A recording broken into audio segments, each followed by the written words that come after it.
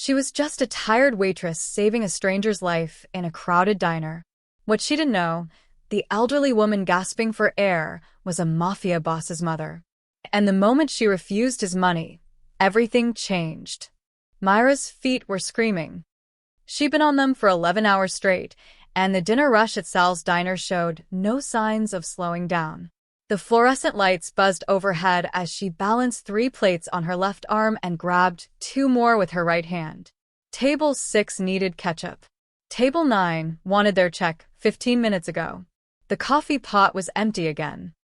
"Order up," Danny shouted from the kitchen, his voice cutting through the chaos of clinking dishes and conversation. Mira delivered the plates with her trademark smile, the one that earned her decent tips despite the exhaustion etched under her eyes. She was 26, but felt 40 on nights like this.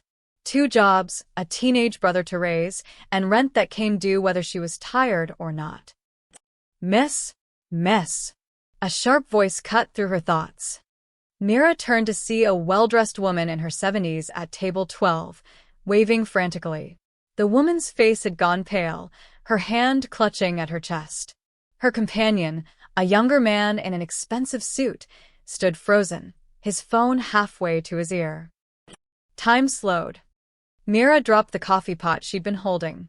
It shattered on the tile floor, but she was already moving. The other waitress, Paula, gasped. Customers turned to stare. But Mira had tunnel vision, her body operating on instinct, and the CPR training she'd gotten years ago when she worked at a summer camp. "Ma'am? "Ma'am, can you hear me?" Mira reached the table as the woman slumped forward. The man in the suit caught her, lowering her gently to the floor. "She has a heart condition," he said, his voice tight with controlled panic. "I'm calling an ambulance." Mira dropped to her knees beside the woman. No pulse. No breathing." "Does anyone know CPR?" she shouted, but she was already tilting the woman's head back, checking her airway. The diner had gone silent except for the man's urgent voice giving the address to 911. Mira positioned her hands on the woman's chest, interlaced her fingers, and began compressions. Hard and fast, just like she'd been taught. 30 compressions, 2 rescue breaths. Again. Again. "Come on," Mira whispered between compressions. "Stay with me." The woman's designer handbag lay on its side, its contents spilled across the floor. A lipstick. Reading glasses. A leather wallet with a silver clasp. Mira barely noticed. Her arms burned. Sweat dripped down her temple. She counted in her head, maintaining the rhythm. 30 compressions. 2 breaths. "The ambulance is 5 minutes out," the man said, kneeling across from her. His hands were shaking. "She's going to make it," Mira said, though she wasn't sure. She just needed to believe it. Needed him to believe it. 30 compressions. 2 breaths. A minute passed. Then 2. Myra's muscles screamed in protest, but she didn't stop. Couldn't stop. Somewhere in the background, she heard Paula crying. Danny had come out from the kitchen, phone in hand, recording or ready to help. She didn't know which. Then a gasp. The woman's chest heaved on its own. Her eyes fluttered open, confused and frightened. She coughed, drawing in ragged breaths that were the most beautiful sound Mira had ever heard. "You're okay," Mira said softly, keeping her hand on the woman's shoulder. "You're okay. Help is coming." The woman's eyes found Myra's face. Her lips moved, but no words came out. Her hand, trembling and cold, reached up and clasped Myra's wrist with surprising strength. "Don't try to talk," Mira said. "Just breathe. Nice and slow." The wail of sirens grew louder. The man in the suit was talking rapidly, explaining the situation, but his eyes never left the woman on the floor. His mother, Mira realized. The way he looked at her, that was love mixed with terror. The paramedics burst through the door 3 minutes later, equipment in hand, moving with practiced efficiency. Mira stepped back, her legs suddenly weak. Paula caught her arm, steadying her. "You saved her life," Paula whispered, tears streaming down her face. Mira, you saved her life. But Mira wasn't thinking about that. She was watching the paramedics work, watching them load the woman onto a stretcher, watching the man in the suit follow them out to the ambulance. He paused at the door, turned back, and locked eyes with Mira across the crowded diner. "Thank you," he mouthed. Then he was gone. The door swung shut. The ambulance pulled away, sirens fading into the night. And slowly, the diner came back to life. Customers began talking again, though in hushed, awed tones. Danny returned to the kitchen. Paula started cleaning up the broken coffee pot. Mira stood there, hands still shaking, the adrenaline draining from her system and leaving her hollow. "You okay, honey?" Sal himself had emerged from the back office, his weathered face creased with concern. "Yeah," Mira said. Yeah, I'm fine. But she wasn't fine. She was thinking about that woman's face, the way her hand had clutched Myra's wrist. She was thinking about the man in the suit and the expensive watch on his wrist that probably cost more than Mira made in a year. She was thinking about how fragile life was, how quickly everything could change. "Take 5, Sal said gently. "Go splash some water on your face." Mira nodded and headed to the bathroom. She locked the door behind her, turned on the faucet, and let the cold water run over her hands. When she looked up at her reflection, she barely recognized herself. Her ponytail had come loose. Her uniform was wrinkled and stained. Her eyes were wide, still processing what had just happened. A life. She'd saved a life. She dried her hands on a paper towel and straightened her shoulders. She still had 4 hours left on her shift, and rent was due in 3 days. There was no time to fall apart. When she emerged from the bathroom, the diner had mostly returned to normal.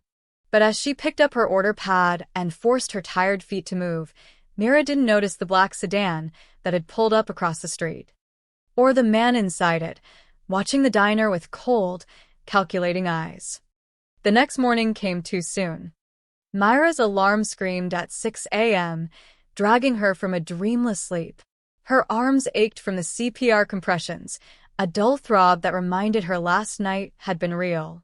She'd saved someone's life, then finished her shift, gone home, checked on her brother Tyler, and collapsed into bed at 2 a.m. Now it was time to do it all over again. She shuffled into the kitchen of their cramped 2-bedroom apartment, finding Tyler already awake, textbooks spread across the small table.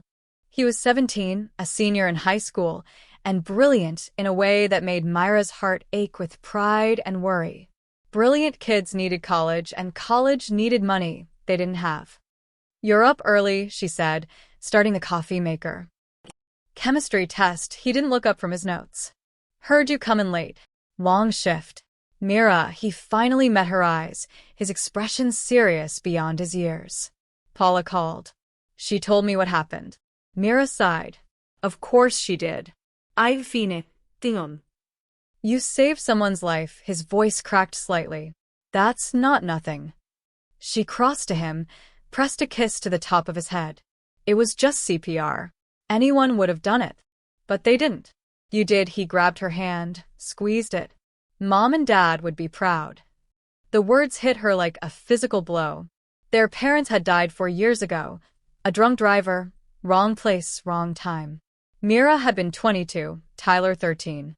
She'd fought the state to keep him, dropped out of community college, and worked herself to the bone to make sure he had a chance at the life she'd lost. "Get back to studying," she said, her voice rough. "Ace that test." By the time Mira reached Sal's diner at 10 a.m., the morning rush was already underway. But something was different. The moment she pushed through the door, conversation stopped. Heads turned. Paula practically ran across the diner to grab her. "Mira. Oh my God, have you heard?" "Heard what?" Danny emerged from the kitchen, his face pale. Even Sal had come out from his office, which almost never happened during business hours. The air felt heavy, charged with something Mira couldn't identify. "The woman you saved," Paula said, gripping Myra's arm. "Do you know who she is?" "A customer," Mira said slowly. "An older woman with a heart condition." "Margaret Voss," Sal said quietly.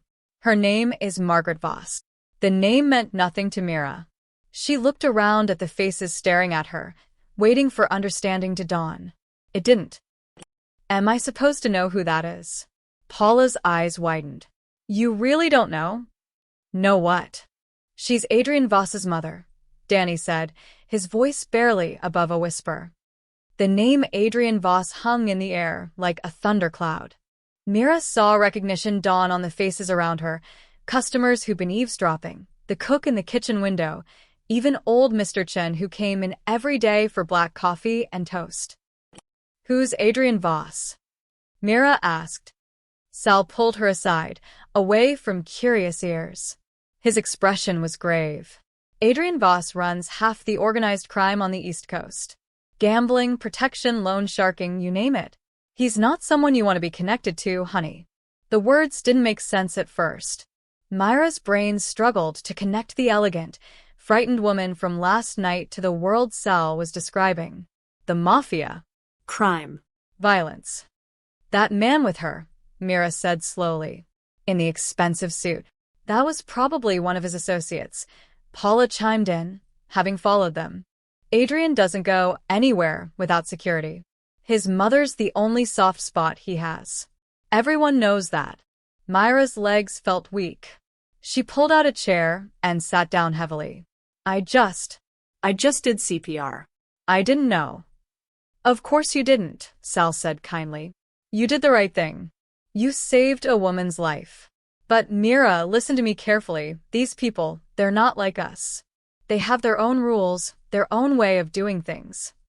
What does that mean? It means they might come back, Danny said from across the room. To thank you.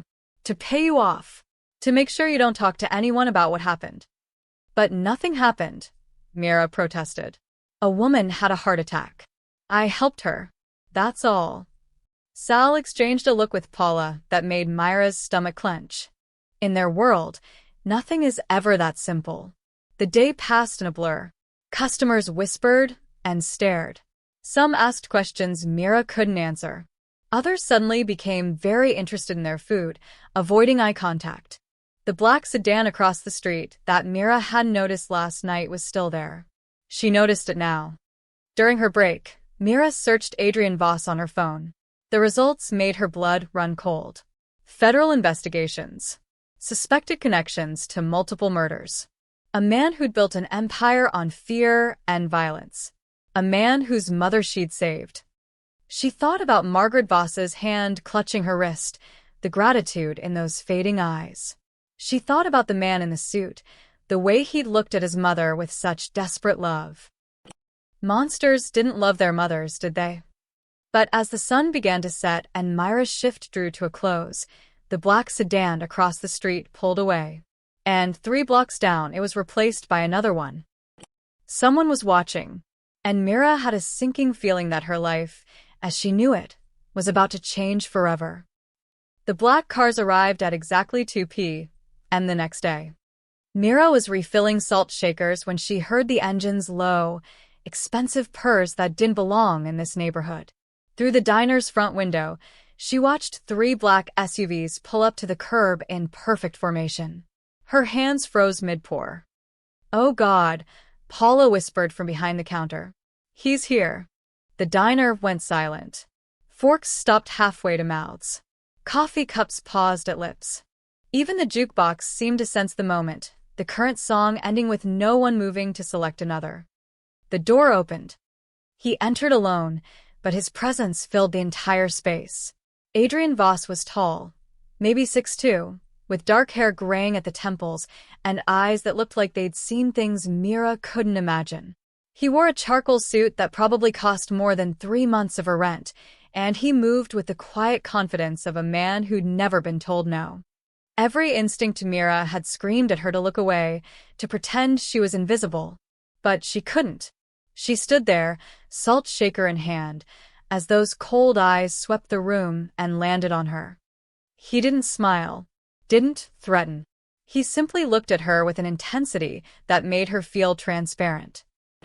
Who saved my mother? His voice was deep, controlled, terrifyingly calm. The silence stretched. Mira felt every eye in the diner turn toward her. Her heart hammered against her ribs. She wanted to hide, to run, to be anywhere but here. Instead, she set down the salt shaker with a hand that trembled only slightly. "I did," her voice came out steadier than she felt. Adrian Voss crossed the diner in 4 long strides. Up close, she could see the faint scar above his left eyebrow, the shadows under his eyes that spoke of sleepless nights, the tension in his jaw. This was a man who carried violence in his bones, but right now he just looked tired. "What's your name?" Mira. "Mira Chen." He studied her face like he was memorizing it. "My mother is alive because of you. I just did what anyone would do." "No," the word was sharp, final. "Most people freeze. Most people wait for someone else to act. You didn't." He reached into his jacket. Mira flinched. She couldn't help it. But he only pulled out an envelope, thick and white. He placed it on the counter between them. $50,000, he said quietly. "It's not enough, but it's a start." The number didn't feel real. Mira stared at the envelope like it might bite her. $52,000. She could pay off their debts. Tyler's college. A new apartment. Everything. But she thought about her parents, about the way her father had looked at dirty cops who'd tried to shake him down at his restaurant. She thought about her mother's voice. "We don't owe anyone anything, and no one owns us." "I can't accept that," Mira said softly. The diner erupted in barely suppressed gasps. Adrian Voss's expression didn't change, but something flickered in his eyes. Surprise, maybe, or confusion. "Why not?" "Because I didn't save your mother for money." Mira met his gaze, forcing herself not to look away. "I saved her because she needed help. That's all. Everyone wants something. I want to go back to work." She picked up her salt shaker again, her hands steadier now. "And I want you to know that your mother seemed like a lovely person. I'm glad she's okay." For a long moment, Adrian Voss didn't move. He stood there, this man who commanded fear from everyone he met, looking at a tired waitress in a stained uniform who'd just turned down more money than she'd see in 2 years. Finally, he picked up the envelope and slid it back into his jacket. "You're not afraid of me," he said. It wasn't a question. "I'm terrified of you," Mira admitted honestly. "But I still can't take your money. It wouldn't be right." Something almost like respect crossed his face. He pulled a business card from his pocket, heavy cardstock, embossed lettering, and placed it where the envelope had been. "If you ever need anything at all," he paused. "My mother asked about you. She wants to thank you herself." "That's not necessary." "It is to her." His voice softened slightly. "She's a stubborn woman." Despite everything, Mira almost smiled. "She sounds nice." Adrian Voss nodded once, a sharp movement. Then he turned and walked back toward the door. His hand was on the handle when he paused and looked back. "Miss Chen?" "Yes. You have a brother. Tyler. Senior at Lincoln High." It wasn't a question. He knew. Of course he knew. He's a smart kid. Grades good enough for any college he wants. Myra's blood ran cold. The implied threat, or was it a promise, hung in the air. But Adrian Voss's next words surprised her. "Make sure he stays safe. This neighborhood isn't always kind to good people." He opened the door. "I'll have someone watching the area. No one will bother you or your brother."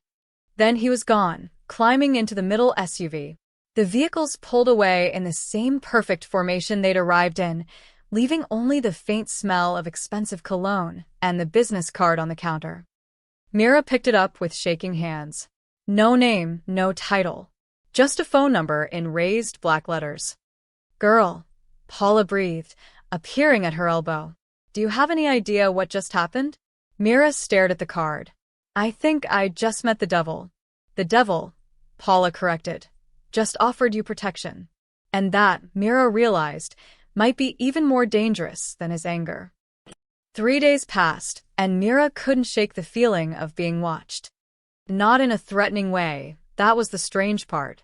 She'd catch glimpses of unfamiliar cars on her street, always different ones, always parked with a clear view of her apartment building. When she walked Tyler to school, She'd notice a man in a coffee shop who seemed to be reading the same page of his newspaper for 20 minutes. At the grocery store, a woman in sunglasses browsed the same aisle Mira did, never putting anything in her cart. Protection, Adrian Voss had called it. It felt more like living in a fishbowl. Tyler had noticed too. That guy's been following us for 2 blocks, he muttered one morning as they walked to the bus stop. I know, Mira said quietly. Just ignore him. Ignore him? Vera, what's going on? Paula said some mob boss came to the diner. Is this about that woman you saved? She tried to keep it from him, but of course the neighborhood talked. Everyone at Sal's diner had a cousin who had a friend who knew someone, and within 48 hours, half the block knew that Mira Chun had saved Margaret Voss and lived to tell about it. It's nothing, she lied. He was just grateful. That's all. Then why are we being followed? We're not, she stopped. Tyler was too smart for lies. He's just being cautious. Making sure no one gives us trouble because of what happened. Tyler's face went pale. Are we in danger? No, Mira said firmly, pulling him close. No, baby. I promise. It's just complicated. But she wasn't sure that was true. At night, she'd lie awake thinking about Adrian Voss's words. Everyone wants something. He'd been so certain, so confused when she'd turned down his money. Like she'd broken some fundamental rule of his world. The business card sat in her nightstand drawer. She'd pick it up sometimes, run her thumb over the embossed numbers, and wonder what would happen if she called. What would she even say? Thank you for the invisible bodyguards, but they're freaking out my teenage brother. On the 4th day, everything changed. Mira was working the lunch shift when Sal called her into his office. His face was serious, uncomfortable in a way that made her stomach drop. Mira, honey, sit down. What's wrong? Did I do something? No. Nothing like that, he rubbed his face tiredly. I got a visit this morning. Before you came in. She didn't need to ask from whom. Mr. Voss. One of his people. Very polite, very professional. Sal's laugh was bitter. Told me that if I ever needed anything, permits, inspections, supplier problems, I should call this number. He slid a card across the desk. Same design as Myra's. Different number. I don't understand. He's showing respect, Sal explained. In his world, you saved his mother's life. That creates a debt. And since you won't let him pay you directly, he's going to take care of the people around you whether you like it or not. Myra's hands clenched in her lap. I don't want this. I know. But it's not really about what you want anymore. Sal's eyes were kind but sad. These people, they operate on loyalty and obligation. You did something good, something pure, and now you're tangled up in their world. The best thing you can do is just let it be. Let it be? Sal, I have a brother to think about. I can't have the Mafia deciding they own me. They don't own you. That's not what this is, he leaned forward. Mira, I've lived in this city a long time. I've seen what happens when the Voss family feels disrespected. But I've also seen what happens to people they choose to protect. Nothing bad touches them. Ever. The words should have been comforting. Instead, they felt like a cage closing in. That evening, as Mira walked home through the early autumn dusk, her phone rang. Unknown number. Her thumb hovered over the decline button, but something made her answer. Miss Jen. The voice was female, older, warm with a slight tremor. This is Margaret Voss. Mira stopped dead in the middle of the sidewalk. People flowed around her like water around a stone. Mrs. Voss, how are you feeling? Better, thanks to you. There was genuine emotion in her voice. I've been trying to reach you through my son, but he tells me you're a stubborn young woman. Despite everything, Mira smiled. He's one to talk. Margaret laughed, a sound like wind chimes, light and unexpected. Yes, well, stubbornness runs in our family. Miss Chun, I know you refused Adrian's money. That speaks to your character. But would you refuse an old woman's request to meet you? No obligations, no gifts. Just tea and conversation. I'd very much like to thank you properly. Mira should have said no. Should have drawn a line right there, kept her distance, protected herself and Tyler from this world. But there was something in Margaret's voice, a loneliness, maybe, or a genuine warmth, that made her hesitate. "I work double shifts most days," Mira said slowly. "What's your next day off?" "Sunday." "Perfect. I'll send a car at 2 o'clock. Just there. "I promise," Margaret's voice softened. "You gave me more time with my son. The least I can do is give you a proper thank you." The line went dead before Mira could protest. She stood there, phone in hand, watching her shadow stretch long across the pavement. The man who'd been following her at a discreet distance, today's version was in a gray jacket, pretended to check his own phone. Mira thought about her mother's words, "We don't owe anyone anything." But maybe, she thought, some debts were worth paying. The car arrived at exactly 2 o'clock on Sunday. Mira had spent the morning arguing with Tyler, who'd insisted that meeting Margaret Voss was a terrible idea. He'd found articles online, old news stories about Adrian Voss, federal investigations, rumors of violence. None of it had ever stuck, but the pattern was clear. "This is how it starts," Tyler had said, pacing their small living room. "First it's just tea. Then it's favors. Then we're in so deep we can't get out." "It's just tea with an old woman," Mira had replied, but even she didn't fully believe it. Now, as she climbed into the Blacktown car, she wondered if Tyler was right. The driver was polite, professional, and completely silent. Classical music played softly through the speakers. The seats were leather, probably worth more than everything in her apartment combined. They drove for 40 minutes, leaving the city behind and winding through neighborhoods that got progressively nicer. Bigger houses, wider lawns, trees that looked like they'd been there for centuries. Finally, they turned through iron gates that opened automatically, following a private drive to a house that took Myra's breath away. It wasn't a mansion, not quite, but it was beautiful in an understated way, all stone and windows with ivy climbing the walls. Gardens surrounded it, still blooming despite the late season. A fountain tinkled somewhere nearby. The driver opened her door. "Mrs. Voss is in the conservatory, miss." Through the house and to the left. Myra's sneakers felt wrong on the marble entryway. Everything here was elegant, expensive, carefully chosen. She passed rooms full of antique furniture, walls lined with paintings that might have been originals. But there were personal touches too, framed photographs, a child's drawing hung with pride, fresh flowers in every room. The conservatory was all glass and light, filled with plants and comfortable chairs. And there, in a wingback chair with a blanket across her lap, was Margaret Voss. She looked smaller than Mira remembered, more fragile. But her eyes were sharp and warm when she smiled. "Mira," she said, extending a hand. Come, sit. "You're even lovelier than Adrian described." Mira took her hand, soft skin but a firm grip.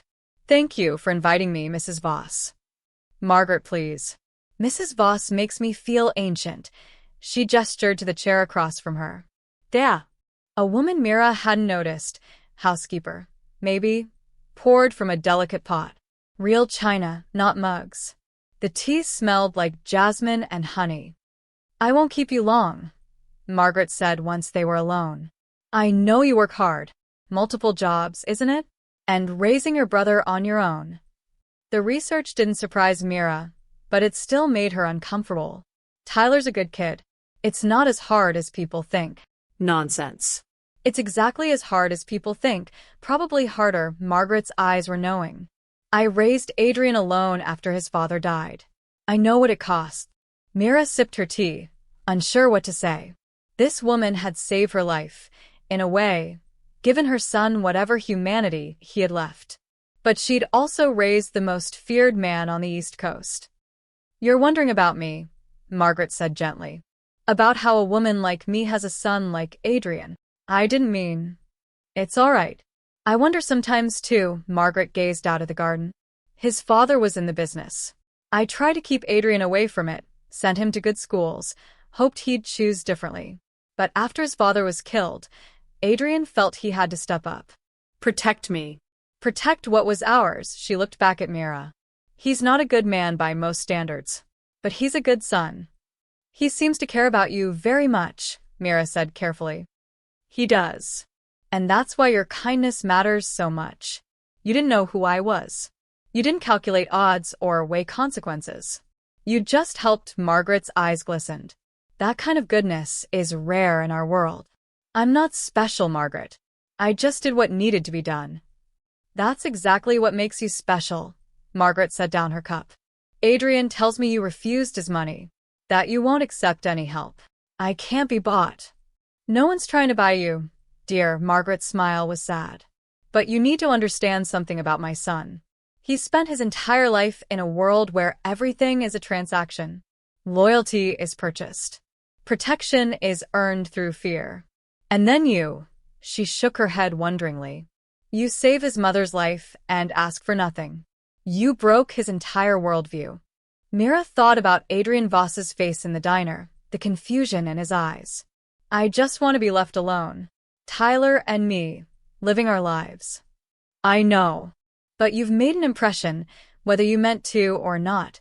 Margaret reached across and squeezed Myra's hand. I wanted to meet you, so I could tell you this. You're safe. Both of you. Adrian won't let anything happen to you, not because he owns you, but because you showed kindness to his mother. That means something in his world. And what happens when he decides I owe him something? He won't. Margaret's voice was firm. I won't let him. This isn't about debt or obligation. It's about, she paused, searching for words. It's about remembering that good people exist. That not everything is for sale. They talked for another hour. About gardening, about Tyler's college applications, about Myra's parents and the restaurant they'd run. It was easy, comfortable in a way Mira hadn't expected.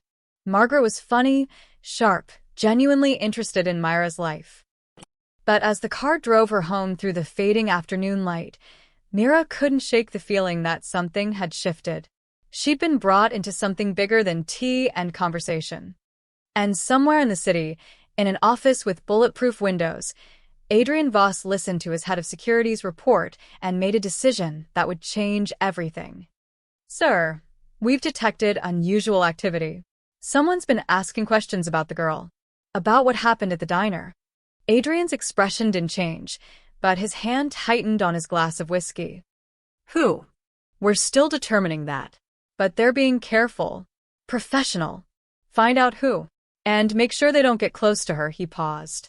Or her brother. Yes, sir. Because kindness, Adrian Voss was learning, came with a price. And he was the one who'd have to pay it. Margaret called again 3 days later. Mira, dear, I hope I'm not bothering you. I was wondering, do you like theater? I have tickets to a matinee on Thursday, and my usual companion canceled. Mira should have said no. Should have kept her distance. But she'd thought about their conversation constantly, about Margaret's kindness and the loneliness that had flickered in her eyes when she'd talked about Adrian's world. I have to work until 3, Mira said. The show's at 7. Perfect timing. Please say yes. An old woman gets so tired of her own company. That's how it started. Thursday became dinner the following week, a small Italian place Margaret loved, family-owned, where everyone knew her name but no one mentioned her son. Then it was Sunday brunch, Margaret insisting Mira bring Tyler, who'd been suspicious until Margaret had asked about his chemistry project and actually listened to his 20-minute explanation of molecular bonds. She's not what I expected, Tyler admitted on the walk home, carrying leftovers Margaret had insisted he take. She's actually normal. But nothing about this was normal, and Mira knew it. She saw the security, always present but never intrusive. The way restaurant owners refused to let Margaret pay, their smiles tight with fear. The careful distance other patrons kept, like Margaret existed in a bubble no one dared to pop. Still, the friendship grew. Margaret started calling when she needed help with her garden. Her heart wasn't strong enough for heavy work anymore. Mira would come over on her days off, spending hours weeding flower beds and pruning roses while Margaret sat in a chair directing her with gentle suggestions. A little more to the left, dear. Yes, perfect. They'd talk about everything. Margaret told stories about Adrian as a child, how he brought home stray cats, how he'd gotten in fights defending smaller kids, how he'd cried when his goldfish died. Stories that made him seem human, vulnerable, nothing like the man Mira had met at the diner. Mira told Margaret about her parents, about the night the police had come to her door, about holding Tyler while he sobbed and making a promise to keep him safe no matter what. "You're a remarkable young woman," Margaret said one afternoon, watching Mira plant bulbs for spring. "Your parents would be so proud. I'm just trying not to screw up too badly. That's all any of us can do." Margaret was quiet for a moment. "Adrian asks about you, you know." Myra's hands stilled in the dirt. Why? "He's curious. You're the first person in 20 years who's told him no and lived to." Margaret caught herself. I'm sorry. That was tasteless. "It's okay." Mira sat back on her heels. "I know what he is, Margaret. I'm not naive. I know you're not. But you see past it to the boy he was. The one who's still in there somewhere." Margaret's voice was wistful. "I sometimes wonder if that boy is gone forever." "He saved me in a way," Mira said quietly. "Those men watching us, Tyler doesn't get bothered walking home anymore." Mrs. Rodriguez down the hall, her landlord was threatening to evict her. Suddenly the building got sold, and the new owner gave everyone new leases at the same rent. She looked at Margaret. "That's Adrian, isn't it?" Margaret didn't deny it. "He takes care of people I care about. It's how he shows love. By fixing their problems before they ask.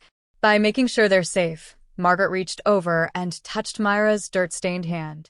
"He doesn't know how to do it any other way." Over the next weeks, Mira fell into a routine. Work, home, Tyler, and 3 or 4 visits a week to Margaret. They'd read together. Margaret loved old novels. They'd watch black and white movies. Sometimes they'd just sit in comfortable silence, Mira doing homework for the online classes she'd secretly started taking again, Margaret knitting blankets she donated to hospitals. It felt like having a grandmother, like having family. Tyler noticed the change in Mira. "You smile more," he said one evening, "when you come back from Margaret's. She's good company. She's the Mafia Don's mother, Mira. She's a lonely old woman who likes flowers and bad puns." Mira pulled him into a hug. "And she asks about you constantly. Your grades, your college applications, whether you're eating enough vegetables." That's weird. That's sweet. But the reality of Margaret's world came crashing back one evening in late October. Mira arrived for dinner to find Margaret pale and shaken, Adrian pacing the conservatory like a caged animal. He stopped when he saw Mira, his expression unreadable. "You shouldn't be here today, Adrian," Margaret said sharply. "Don't be rude." "Mother, this isn't." He bit off the words, running a hand through his hair. For the first time, Mira saw past the controlled exterior to the stress underneath. "There's been a situation. It's not safe right now." "What kind of situation?" Mira asked. "The kind you don't need to know about." His voice was hard, protective. "Roberto will drive you home." "Adrian, boss, I invited Mira to dinner, and we're having dinner," Margaret said with surprising steel. "Whatever business you have can wait." Father and son, no, mother and son, stared at each other. A battle of wills Mira had seen before, in her own home with Tyler. Despite everything, despite the expensive house and the security and the violence that surrounded this family, they were just a mother and son who loved each other. Adrian broke first. He always did.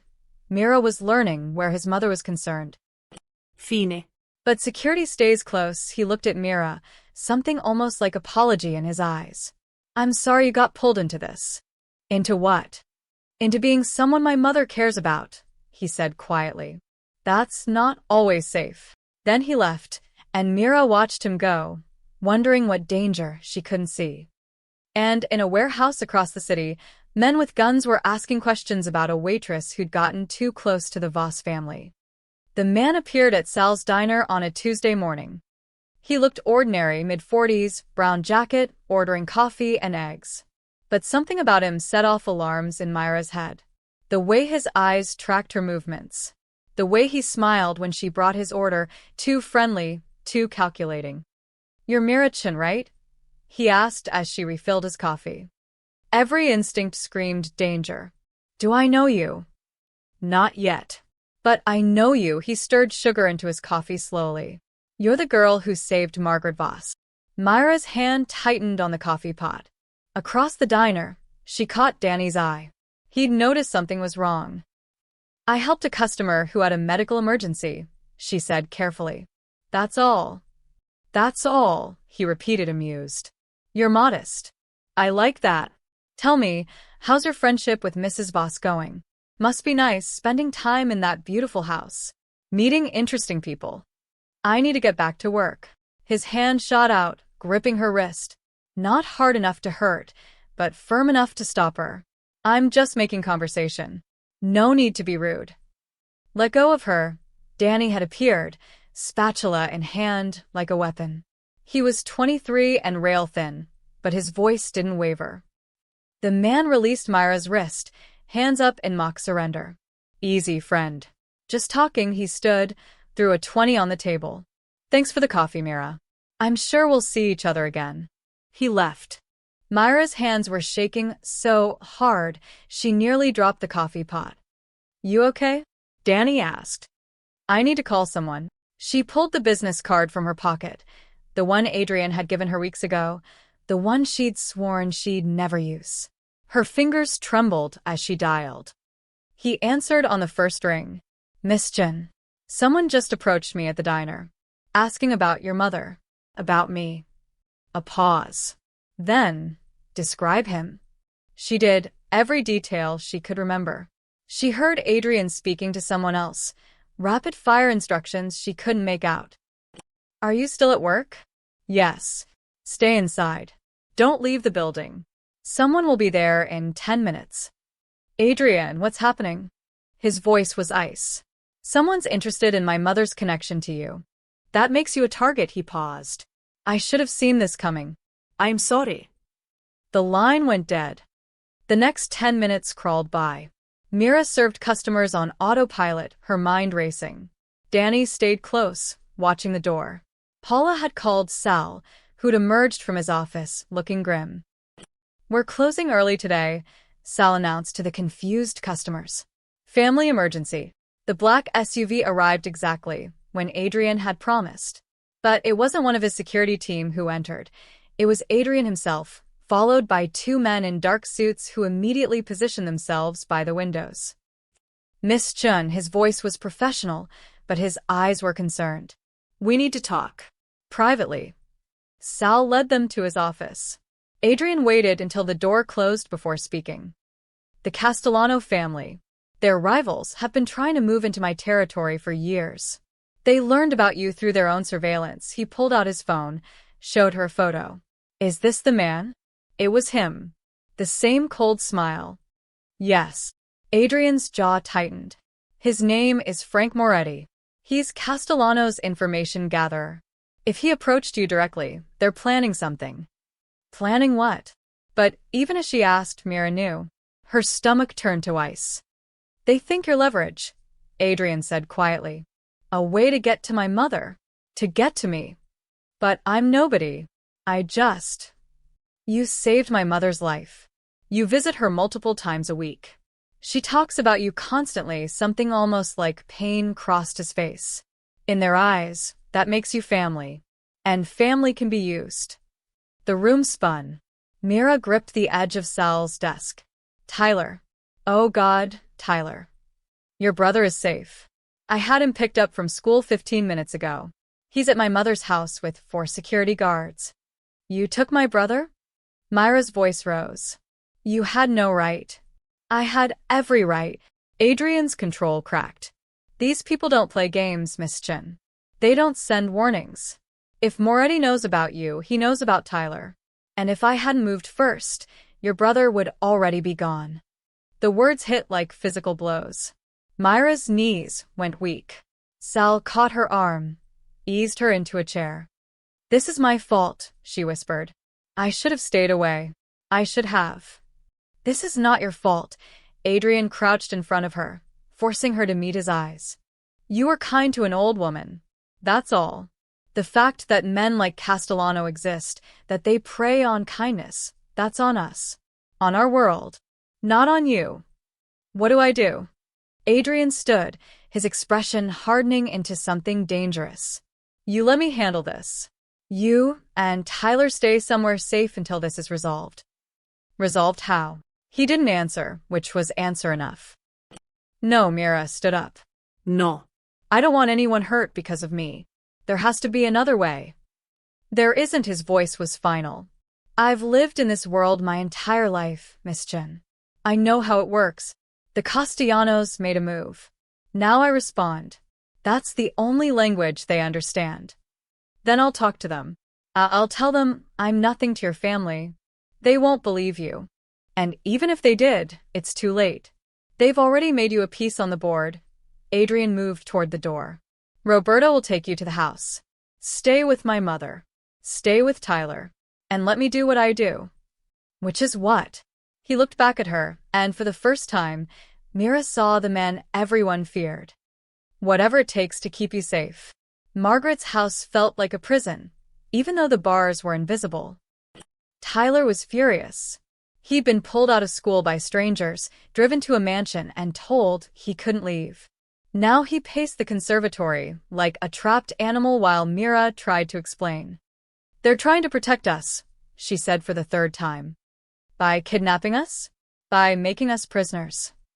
Tyler's voice cracked with anger and fear. This is insane, Mira. This whole thing is insane. I told you getting involved with these people was a mistake. I didn't get involved. I saved a woman's life. And now we're caught in a mob war. He stopped pacing, his eyes red. What happens to us? What happens when they decide we're too much trouble? Margaret appeared in the doorway, leaning on her cane. Tyler, dear, no one is going to hurt you. You have my word. With all due respect, Mrs. Voss, your word doesn't mean much when people are trying to use us as bait. Margaret flinched, but she didn't argue. Instead, she crossed to Tyler and took his hand. You're right. This is my world's fault. My son's fault. My fault for being someone that made you a target. Her voice was thick with emotion. I'm so sorry. Tyler's anger deflated. He was 17, trying to be tough, but he was still a kid who'd lost his parents and now faced dangers he didn't understand. I just want my sister safe. So do I, Margaret said softly. So does Adrian. That's why he's doing what he's doing. Which is what, exactly? Mira asked. No one had told her anything since they'd arrived 3 hours ago. Margaret hesitated. Adrian is negotiating. Negotiating, the word felt wrong. What does that mean in his world? Before Margaret could answer, the sound of cars on gravel drew their attention. Through the window, Mira watched 4 SUVs pull up. Men emerged, Adrian's security team, tense and alert. And then Adrian himself, still in his suit but with his tie loosened, looking exhausted. He entered through the side door, spotting them immediately. Mother. Miss Chen. Tyler, he nodded to each in turn. We need to talk. They gathered in Margaret's sitting room. Mira and Tyler on the sofa, Margaret in her chair, Adrian standing by the fireplace like he couldn't bear to sit still. The Castellanos want a meeting, he said without preamble. They claim they're not planning anything against you. They say Moretti was acting independently, trying to impress his bosses. Do you believe them? Mira asked. No, Adrian's voice was flat. But they're offering to pull back completely if I agree to certain territorial concessions. So give them what they want, Tyler said. If it keeps us safe. Adrian's laugh was bitter. It doesn't work that way. If I give in to this demand, I look weak. Every other family will try the same tactic. They'll find people I care about and threaten them until I give away everything I've built. Then, what's the alternative? Myra's voice was quiet. The silence that followed was heavy with unspoken violence. No, Margaret said firmly. Adrian, no. There has to be another way. There isn't. Adrian met his mother's eyes. They made a move against someone under my protection. If I don't respond, I might as well retire tomorrow. So this is about pride? Mira stood up, her fear transforming into anger. About your reputation? About proving you're still dangerous? This is about survival. Adrian shot back. Mine, yours, everyone who depends on me. You think if I back down, the Castellanos stop? They'll see weakness and push harder. Next time it won't be threats, it'll be bullets. Then let me go. The words came out before Mira fully thought them through. I'll leave the city, take Tyler, and disappear. Then I'm not your problem anymore. You think that solves anything? Adrian moved toward her, his intensity almost frightening. You think they'll just forget about you? You're connected to my mother now. That doesn't go away because you run. So, what's your solution? Start a war? I'm trying to avoid one. His control finally snapped. You have no idea what I've been doing for the past 6 hours. The calls I've made, the deals I've negotiated, trying to find a way out of this that doesn't end in blood. But every option leads back to the same problem. I can't protect you and maintain my position. Not both. The room went silent. Even Tyler had stopped fidgeting, sensing the weight of the moment. Unless, Adrian said quietly, his eyes on his mother, I make a different choice. Adrian, Margaret whispered. What are you thinking? He turned to face them all, and Mira saw something in his expression she'd never seen before: uncertainty, vulnerability, maybe even fear. What if I walked away, he said. Not from you, Mother, but from the business. From the territories, the operations, all of it. Margaret's hand flew to her mouth. Tyler's eyes went wide. Mira couldn't breathe. That's insane, one of Adrian's security men said from the doorway. Mira hadn't even noticed him there. Sir, you can't be serious. I'm completely serious, Roberto. Adrian's voice was steady now, like he'd made a decision, and the weight of uncertainty had lifted. I've been looking for a way out for years. Maybe this is it. They'll never let you go, Roberto insisted. The other family's your own people. Then I'll make it worth their while. Adrian looked at Mira. You asked what I do next. I'm going to do something I should have done years ago. I'm going to choose something other than this life. For us. Myra's voice broke. You'd give up everything for people you barely know? For my mother, Adrian corrected gently. Because she cares about you. And because he paused. Because you reminded me that there's another way to live. That kindness exists. That not everything has to be taken by force. Margaret was crying silently. Tyler looked stunned. And Mira felt the full weight of what was happening. A man was willing to dismantle his empire because she'd saved his mother's life. How? She whispered. Adrian smiled, the first real smile she'd ever seen from him. Very carefully. The next 2 weeks were the strangest of Myra's life. She and Tyler stayed at Margaret's house, not as prisoners, but as guests while Adrian orchestrated what he called the transition. Mira watched from the sidelines as a criminal empire was methodically taken apart, piece by piece. It started with meetings. Men in expensive suits arrived at odd hours, sitting with Adrian in his study for conversations Mira wasn't privy to. But she'd see them leave, some angry, some confused, all wary. Adrian was calling in favors, making deals, transferring operations to other families in exchange for guarantees of safety. He's giving them what they've wanted for years, Roberto explained one evening. He'd become an unlikely ally, checking on Mira and Tyler daily. Territory in the port, control of certain gambling operations, connections in the unions. Things people have tried to take by force, he's just handing over. Why are they accepting it? Mira asked. Because Adrian's smart. He's not leaving a power vacuum. He's choosing his successors. And he's making sure anyone who tries to hurt you or Margaret after he's out will face a unified response from families that normally hate each other. It was brilliant and terrifying. Adrian was using his power to make himself powerless in a way that protected everyone he cared about. But not everyone was happy. Mira overheard one argument through the study door. A man's voice angry. You built this. Your father died for this. And you're throwing it away for what? A waitress and your mother's feelings? Adrian's response was cold.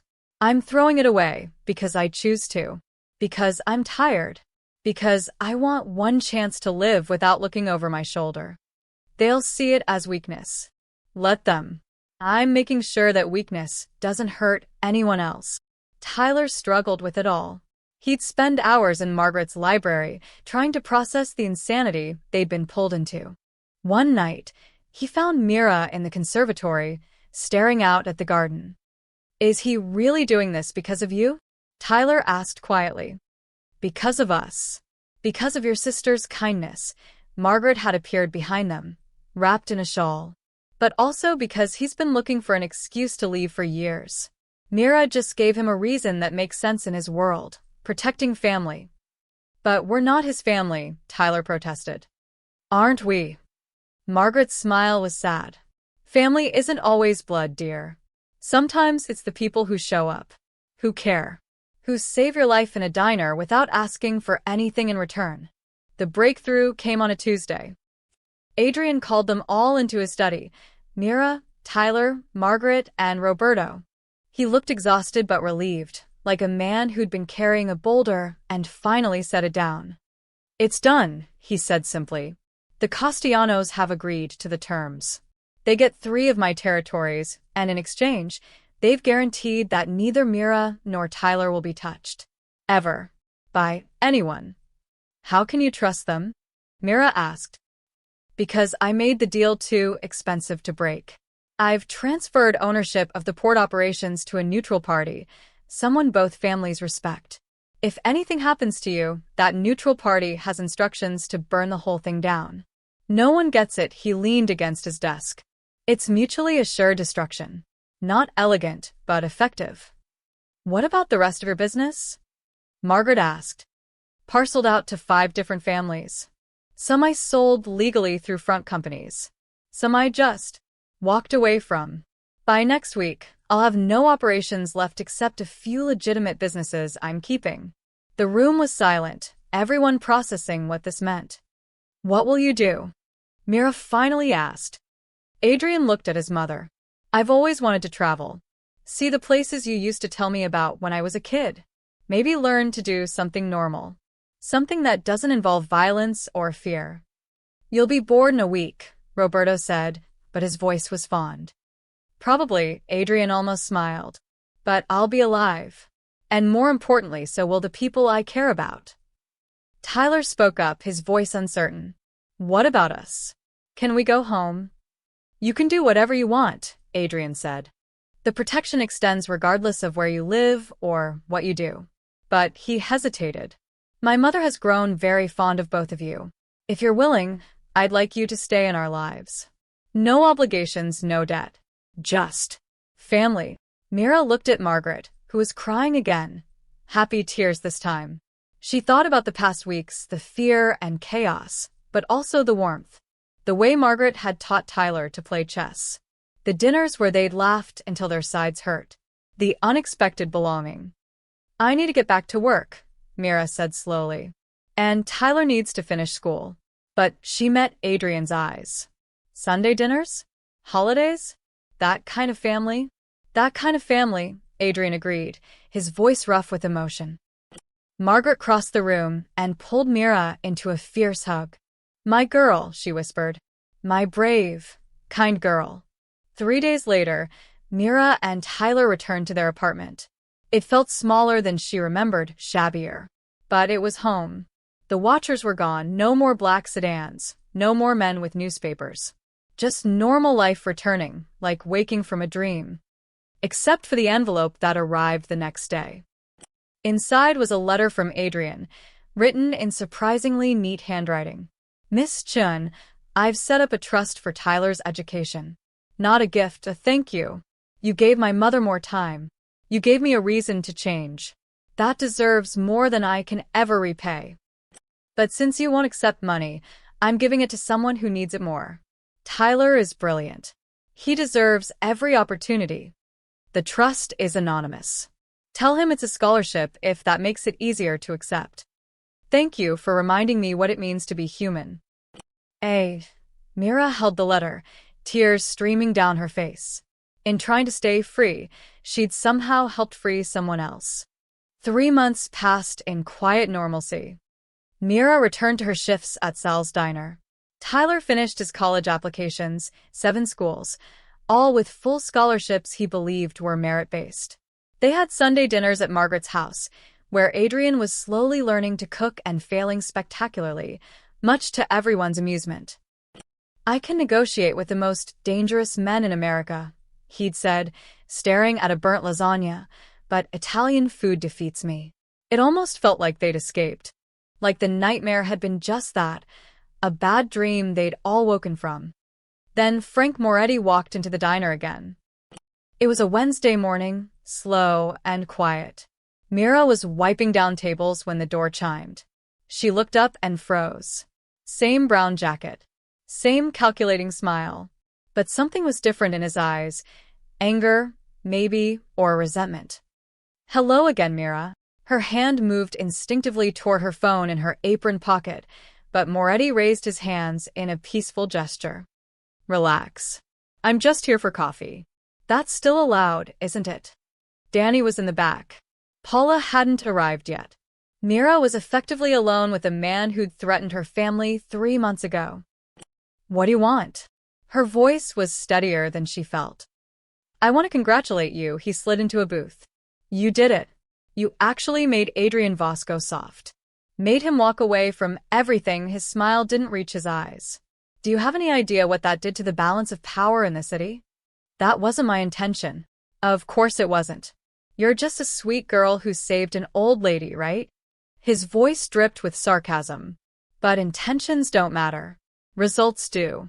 And the result is that Adrian Voss dismantled a 30-year empire in 2 weeks.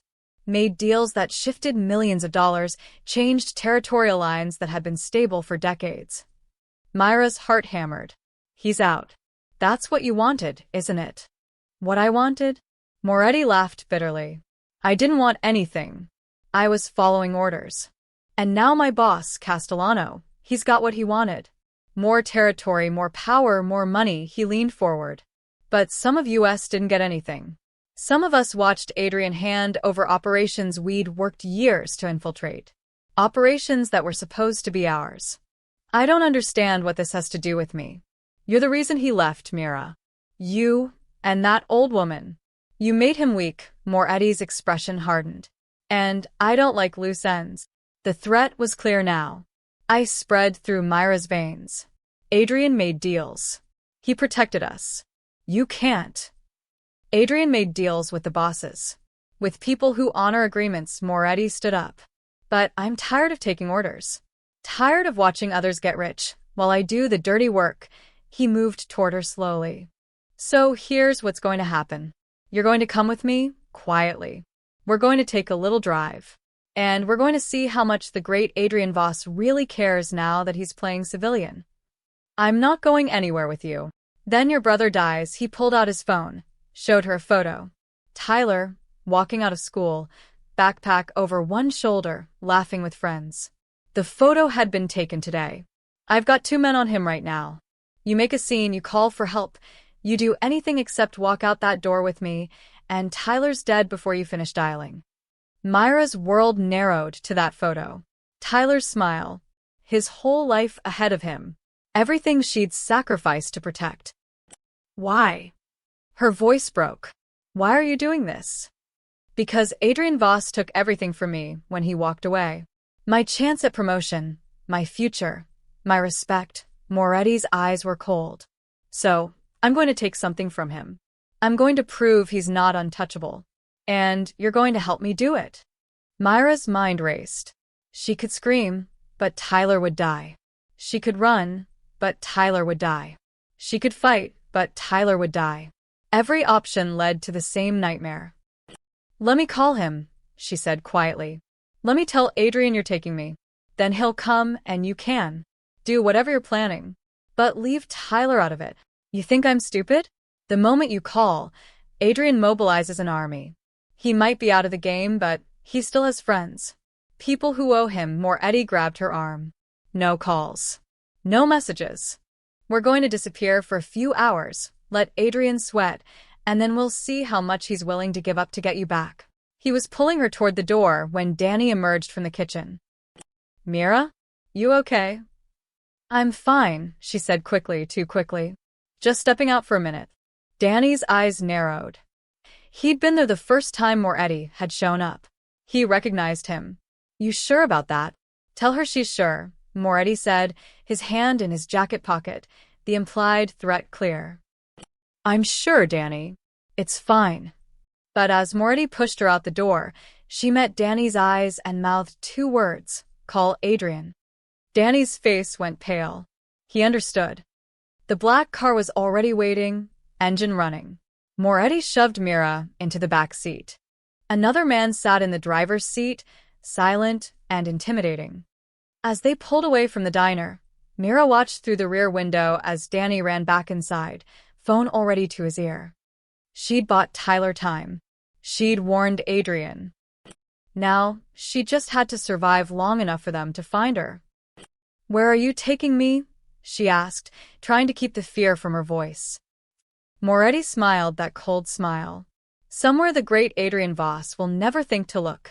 Somewhere that used to be his, but isn't anymore. He was taking her into Castellano territory. Into the one place Adrian no longer had any power. The warehouse smelled like rust and abandonment. Moretti had brought her to the old industrial district, buildings that hadn't seen legitimate business in decades. He tied her to a metal chair in what had once been an office, now just broken windows and peeling paint. Comfortable. He checked his phone, pacing. Won't be long now. Once Adrian hears his little savior is missing, he'll come running. He won't, Mira said, though she wasn't sure. He's out. You said so yourself. He's out of the business. Doesn't mean he stopped caring. Moretti crouched in front of her. That's his weakness. Always has been. He loves too deeply, too completely. His mother, his people, and now you. The girl who saved his mother's life and made him believe in redemption. So, what's your plan? Kill me? That'll just bring him back into the game. Maybe that's what I want. Moretti's eyes glittered with something unstable. Maybe I want the old Adrian back. The dangerous one. Because at least then things made sense. At least then we knew where we stood. He was unraveling, Mira realized. This wasn't about money or power. It was about a man who'd lost his purpose when Adrian walked away. Her phone buzzed in Moretti's pocket. He'd taken it when they'd arrived. He pulled it out, read the screen, and smiled. 17 missed calls. Texts from Adrian, from Roberto, from Margaret. He showed her the latest message. Tell me what you want. Please don't hurt her. See? He does care. Then let me go. You've made your point. Not yet. Moretti typed something, sent it. Now we wait. Adrian stood in his mother's study, phone pressed to his ear, Roberto and 4 other men surrounding him. Danny had called 30 minutes ago. 30 minutes of Mira being gone, in danger, because Adrian had thought his deals were enough. I should have killed Moretti when I had the chance, he said quietly. You didn't because you're not that man anymore, Margaret said from her chair. She looked fragile but fierce. Don't become him again, Adrian. Not even for this. Then what do I do? His voice cracked. She saved your life, Mother. She saved me. And now she's in danger, because I wasn't thorough enough. His phone buzzed. A message from Myra's number, but not her words. Old Castellano Warehouse. District 9. Come alone or she dies. You have 1 hour. It's a trap, Roberto said immediately. He wants you there so he can prove something. Kill you, force you back in something. I don't care. Adrian was already moving toward the door. Son, please. Margaret's voice stopped him. Think. You can't go back to that life. You can't. I'm not going back to anything. Adrian's voice was steel wrapped in exhaustion. I'm going to get her. Then I'm going to make sure Frank Moretti never threatens anyone I care about again. How? Roberto asked. You gave up your power. You have no soldiers, no territory in that district. Castellano controls it now. Adrian smiled grimly. Then I'll ask nicely. 20 minutes later, Adrian walked through the doors of Castellano's social club, neutral ground, where business was discussed and violence was forbidden. Every head turned. Conversation stopped. The man who'd walked away from his empire had returned. Vincent Castellano himself emerged from the back room, A man in his 60s with silver hair and eyes like a shark. Adrian Voss. I didn't expect to see you here again. I need a favor. The room erupted in laughter. Adrian stood still, letting it wash over him. Castellano raised a hand for silence. You need a favor. From me. After you gave away half of what I wanted, destroyed the balance of power, and retired like some kind of saint, his smile was dangerous. Why would I help you? Because Frank Moretti has kidnapped Margaret. He's holding her in one of your warehouses in District 9. Adrian's voice didn't waver. And because we both know that wasn't authorized. Moretti's acting alone, probably planning to destabilize things even further. That's bad for both of us. Castellano's expression shifted. I don't know what you're talking about. Yes, you do. Or you will in about 30 seconds when your people tell you. Adrian pulled out his phone, showed him the message. He's using your territory, your resources, without permission. That's a problem for you, Vincent. Makes you look weak. Like you can't control your own men. The room had gone silent again. Everyone understood what was happening. Adrian was playing the game one last time, but playing it smart. Not with violence, but with logic. Castellano's jaw tightened. He pulled out his own phone, made a call. Listened. His face darkened. Moretti, he said into the phone, is currently unauthorized in Warehouse 7 with a civilian hostage. He looked at Adrian. No one told me. Then we have a common problem, Adrian said quietly.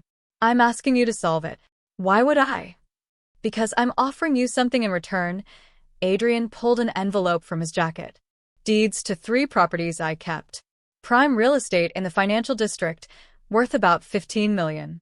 Yours, free and clear, if you get Margaret out safely and make sure Frank Moretti never threatens anyone again.